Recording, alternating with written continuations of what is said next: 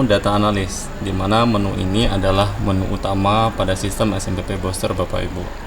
Jadi menu data analis ini selain digunakan untuk memaksimalkan peluang siswa lulus pada jalur SNMP, tapi juga bisa bermanfaat untuk memberikan layanan kepada peserta didik khususnya kelas 10, sehingga mereka memiliki referensi yang cukup untuk melakukan pemilihan pada mapel pilihan mana yang nantinya akan mereka pilih di kurikulum Merdeka Bapak Ibu. Jadi ada beberapa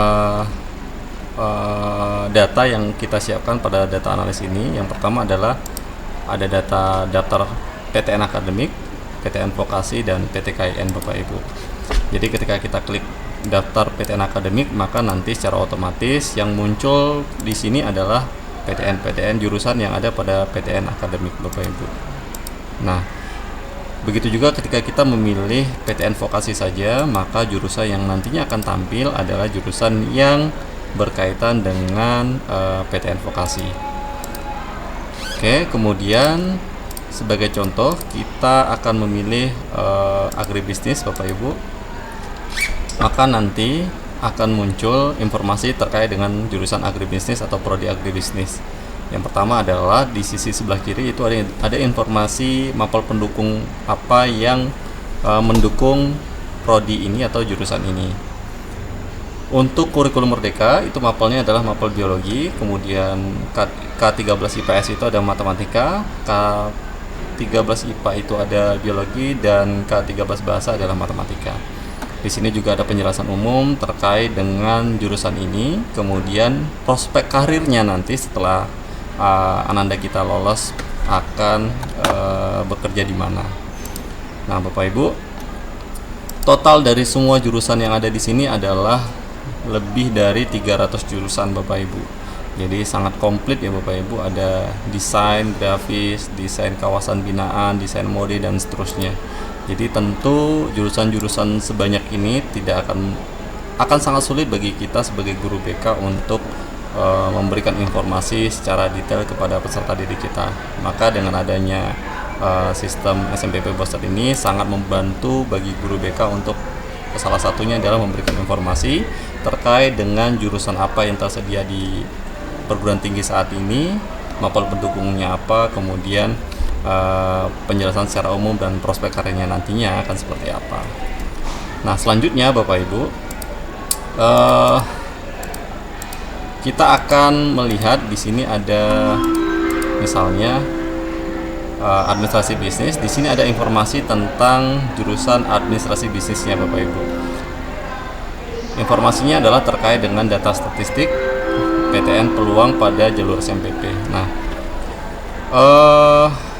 jurusan ini Bapak Ibu, saya berikan contoh, salah satunya adalah agribisnis ya Bapak Ibu. Jadi di jurusan ini itu terdapat pada PTN mana saja Bapak Ibu. Ini berarti jika kita lihat jurusan agribisnis itu terdapat pada 53 universitas ya. Nah, dan universitas terbaru adalah Universitas Tidar ya, yang menyediakan jurusan agribisnis. Di sini juga terlihat Bapak Ibu, ini jenjangnya adalah sarjana, kemudian ada juga yang diploma Bapak Ibu, itu ada di Politeknik Negeri Sambas, kemudian juga daftar PTN-nya itu PTN akademik ataupun PTN vokasi. Jumlah peminatnya berapa per tahunnya, ini mulai tahun 2021 sampai 2024. Nah, ini juga prediksi peluangnya berapa persen. Jadi di sini terlihat yang presentasi lolos tertinggi adalah di Universitas Papua, dan yang tersulit adalah di USU Bapak Ibu untuk jurusan agribisnis. Ini adalah datanya Bapak Ibu. Nah, dari sini kita bisa melihat ya Bapak Ibu, jadi ananda kita itu nanti kira-kira cocok atau sesuai pada jurusan agribisnis ini di kampus yang mana. Kemudian di bawah ini juga ada menu. Jadi jika di sini ini adalah kita ingin melihat kampus mana saja yang menyediakan jurusan agribisnis, tapi di sini itu berbeda Bapak Ibu.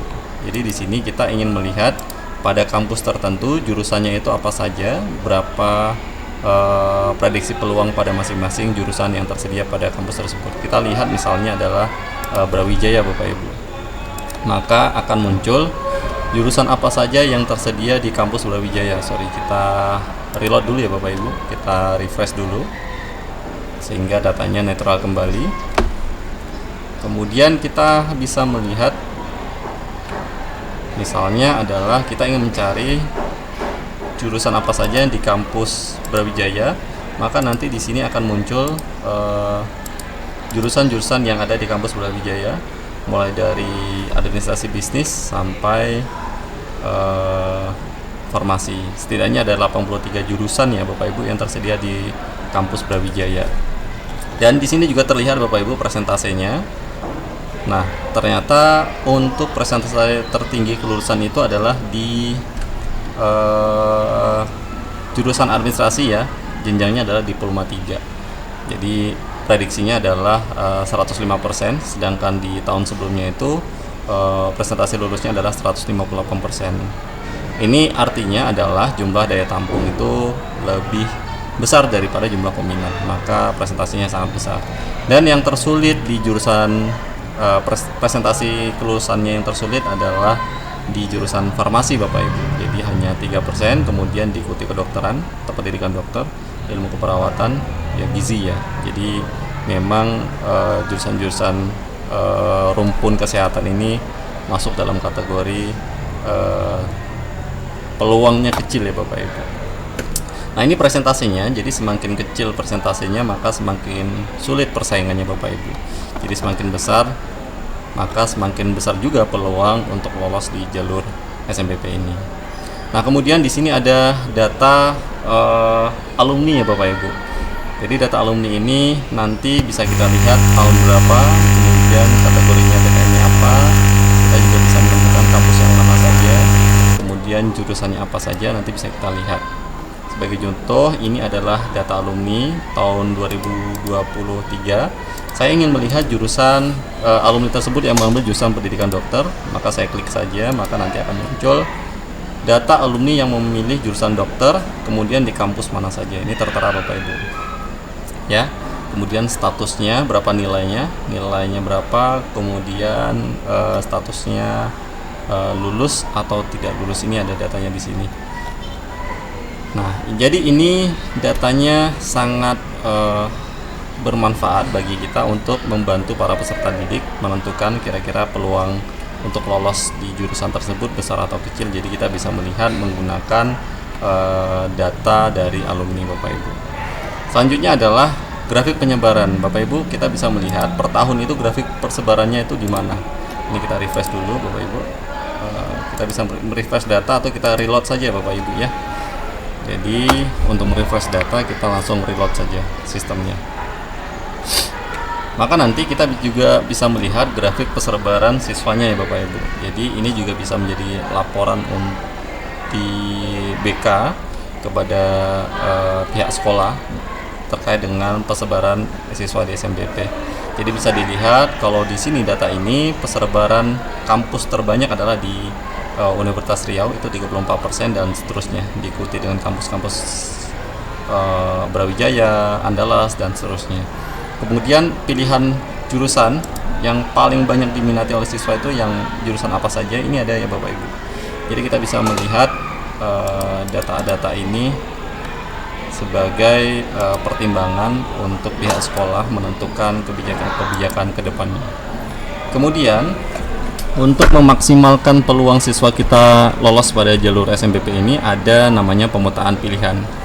Jadi karena SNMPP ini persaingannya sangat ketat dan tentu kita harus mengurangi persaingan di sekolah kita sendiri, makanya kita harus melakukan pemetaan. Nah, ini sebagai contoh, ini adalah pemetaan pertama Bapak Ibu. Di pemetaan pertama itu kita bisa mendapatkan data yang memilih pendidikan dokter itu ada 12 orang, kemudian yang berada di 6 PTN pilihan. Jadi kalau Bapak Ibu ingin melihat, klik saja ini, nanti datanya akan muncul di sini Bapak Ibu. Jadi yang memilih pendidikan dokter di pemetaan pertama itu ada beberapa nama, kemudian kampusnya mana saja. Nah, kemudian ada prestasinya apa saja. Jadi dari sini nanti anak-anak ini juga bisa melihat persaingannya mereka itu dengan siapa saja. Nah, jika demikian, maka nanti kita bisa mengambil kebijakan. Misalnya, kita akan melakukan pemetaan kedua, ketiga, dan seterusnya. Sampai secara idealnya adalah 12 jurusan atau 12 orang ini memilih pada 12 kampus yang berbeda, Bapak Ibu. Jadi nanti sampai ini 12 dan ini 12. Harusnya seperti itu. Tapi jika nanti ada mungkin peserta didik kita yang memang tetap teguh memilih di kampus yang sama, ya dipersilahkan, karena tugas kita sebagai guru BK itu hanya memberikan membantu mereka menemukan mana yang lebih efektif sehingga peluang untuk lolos di SNBP ini lebih maksimal. Seperti itu ya Bapak Ibu. Jadi jika ini sudah kita lakukan, maka insya Allah peluang peserta didik kita untuk lolos di jalur SNBP ini akan semakin besar Bapak Ibu. Nah, di sini tentunya sistem data analis ini adalah tools ya Bapak Ibu. Jadi cara menganalisanya tergantung dari personal Bapak Ibu semuanya. Jadi data-data ini perlu dianalisa secara lebih rinci, lebih dalam. Jadi data-data ini digunakan oleh Bapak dan Ibu semuanya untuk melakukan analisa data, mempermudah ya Bapak Ibu. Jadi maksimal atau tidak nanti pemanfaatan data-data ini tergantung dari Bapak dan Ibu semua. Tapi dengan adanya data-data ini sangat mempermudah Bapak dan Ibu semuanya, bahkan orang tua pun itu bisa melihat data-data ini, sehingga orang tua juga ikut berperan aktif untuk membantu anaknya menentukan pilihan pada jalur SNBP ini Bapak Ibu. Oke. Ini adalah informasi tentang sistem data analis yang nanti kita akan lanjutkan pada tips-tips bagaimana cara memanfaatkan sistem data analis SNBP Boster.